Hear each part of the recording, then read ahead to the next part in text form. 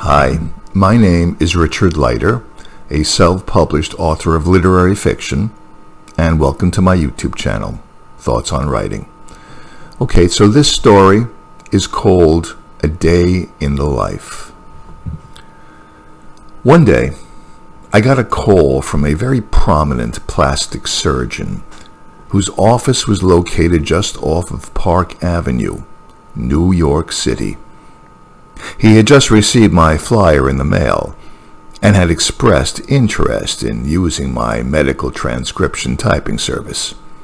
I said to Dr. X at that point, "Well, I'm very glad that you decided to call me, Dr. X. How about I swing by your office tomorrow morning? Say 10 o'clock? Well, noon would be better." "Okay, noon it is then." And then I placed my telephone handset back down onto the receiver. This was generally the way I snagged customers.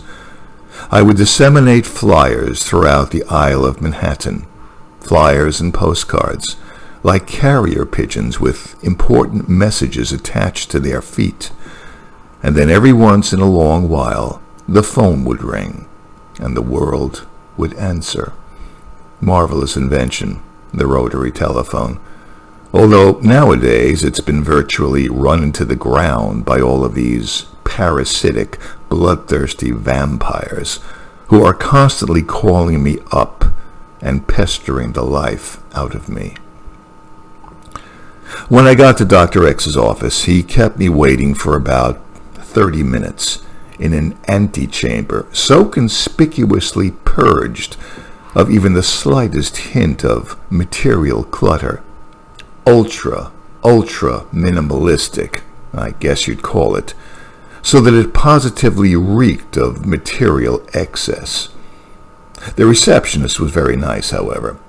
She seemed to materialize from out of nowhere, offering me a choice of chai tea or espresso coffee, which I thanked her for, but politely refused.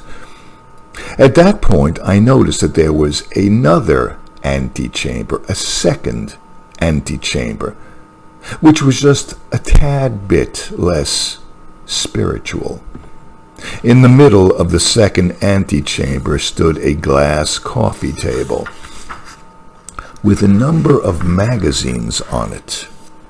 The magazines were all of a certain ilk, a certain high-tech, industrial chic. Lean, chiseled male models donning 3-day-old scruffy facial hair, and anorexic-looking female models with skin so pale that they almost looked like prepubescent anemic vampires confronted the reader on almost all of the pages. Evidently, this is what passes for beauty these days in your typical Babylonian steel metropolis. But I shouldn't complain. I mean, at least the second antechamber didn't have a television. No television? How about that? I guess when you're trying really hard to give your patients the impression that your office isn't so much an office as it is a temple, a kind of spiritual sanctuary, providing much-needed shelter from all of the little stresses and strains of quotidian life, you don't need no stinking television. Anyway, after about a half an hour, I was summoned to the inner sanctum. Him. "Hey, do me a favor. Would you, champ?" "Me." "What?" "Him. Would you mind taking your fucking backpack off of my expensive armchair?" "Me." "Okay." I then proceeded to take my fucking backpack off of his expensive armchair. Then, him. "Hey, listen, Buster." "Me." "What?" "Don't expect me to pay an arm and a leg for this." "Me." "All right. I won't." "Him. I'm only going to pay you $1 a page." "Me." Is that all? Just $1? Him. Hey, take it or leave it, cuz. Me. All right. I think I'll leave it. Him. Excuse me? What did you just say to me? Me.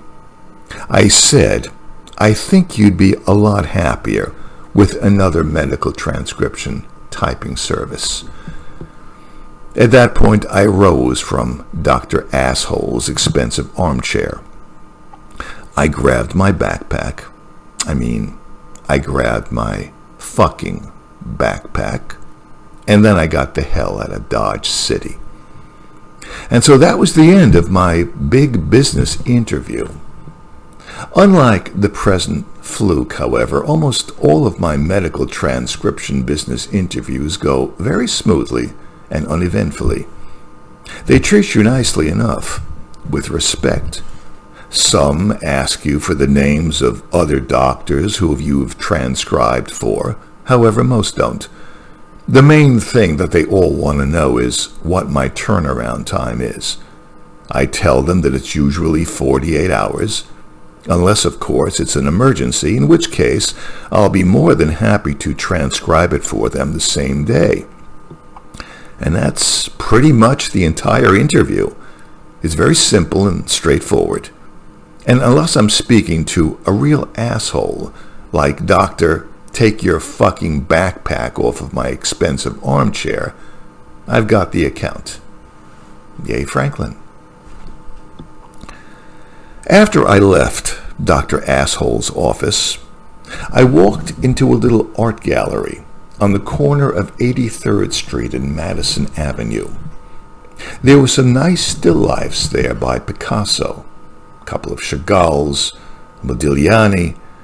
I noticed that the supercilious-looking young man who seemed to be babysitting the art gallery kept giving me these weird looks as I examined the paintings, probably just to make sure that I wasn't trying to stuff any of them into my fucking backpack.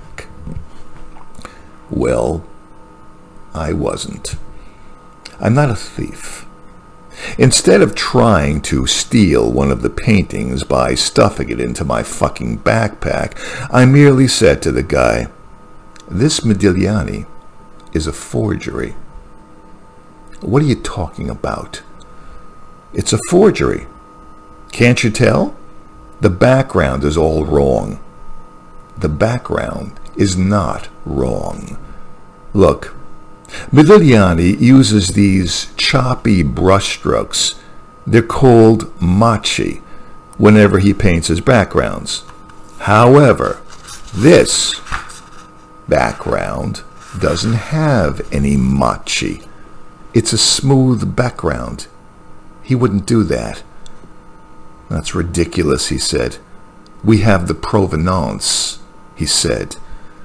"Well, provenances can be forged too, you know." At that point, he became rather upset with me. I could tell that he was rather upset with me because he didn't look quite so supercilious anymore. The superciliousness was gone now. Don't you just love it when superciliousness is trumped by the cold, hard facts of life? "This is outrageous," he said to me then. "Simply outrageous. Just who the hell do you think you are, anyway?" "Oh, nobody," I said to him. "Nobody special. I'm just your ordinary, average Modigliani enthusiast, no more, no less." "Well, you certainly don't sound like your ordinary, average Modigliani enthusiast. You sound arrogant. You sound very full of yourself." "Well, couldn't the same thing be said of you?" "Absolutely not. How dare you say such a thing to me? I, sir, am a trained professional.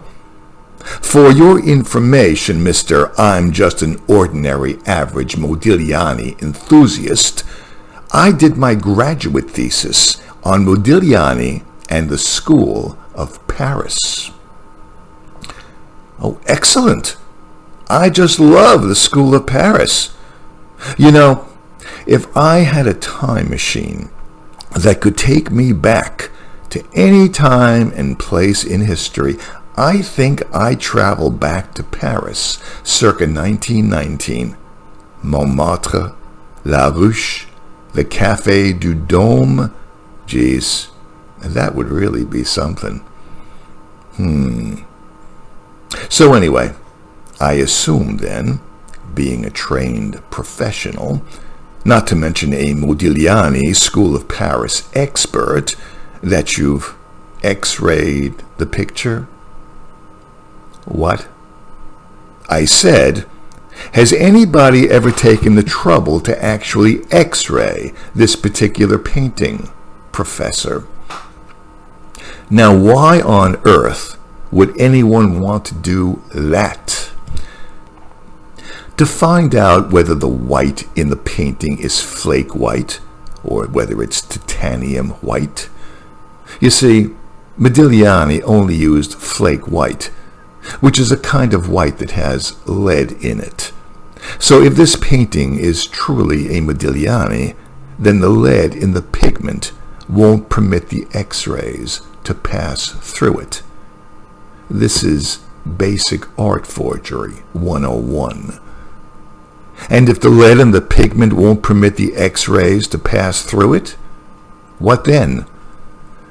Well, then you've got yourself a lemon, Professor, a genuine grade A multi-million-dollar lemon. The guy in charge of the art gallery frowned then. He didn't look so hot. He looked ill. Well, have a nice day, I said. Hey, where the hell do you think you're going?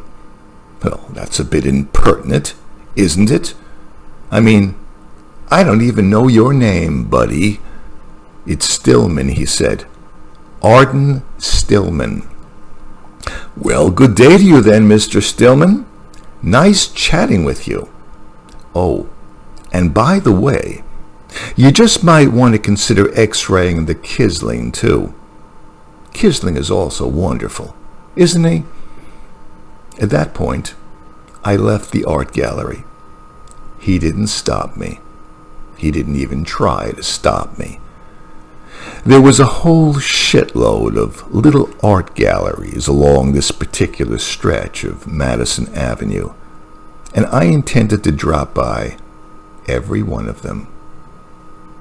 It's the little things in life that make it.